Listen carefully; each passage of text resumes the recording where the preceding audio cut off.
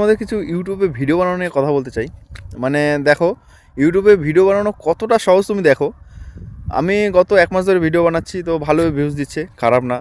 সবই ভালো ঠিকঠাক চলছে। তো মাঝে আমার 15-20 দিন বন্ধও ছিল কাজের জন্য। মানে ডিউটি খুব চাপ ছিল, এর জন্য বন্ধ ছিল কিছুদিন। তো আবার 2-3 দিন ধরে ভিডিও দিচ্ছি। তো আজ আমি মানে সকালবেলা তো বেরোতে পারি না, মানে সন্ধ্যা 7টার দিকে বেরোই, মানে ডিউটি শেষ করে এসে।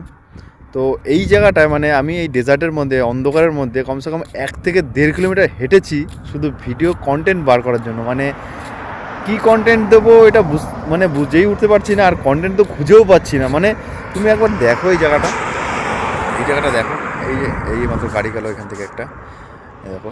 আর এই যে পুরো মরুভূমির মধ্যে একটা শুধু রোড, বাস, আর কিচ্ছু নেই। কিন্তু আমি কন্টেন্ট খুঁজে যাচ্ছি, কমসে কম 1 থেকে 1.5 কিলোমিটার আমি হাঁটলাম এই কন্টেন্ট খোঁজার জন্য। দেখো, এই পুরো রোডটা এই মরুভূমির মধ্যে, আর পুরোটা অন্ধকার। কি কন্টেন্ট দেবো আমি বুঝেই উঠতে পারছি না। মানে যদি ইউটিউবে কন্টেন্ট খুঁজে পাওয়া যায় তাহলে ইউটিউবে ভিডিও দেওয়া সহজ। এত অন্ধকারের মধ্যে আমি কি কন্টেন্ট খুঁজবো আমি নিজেই বুঝতে পারছি না।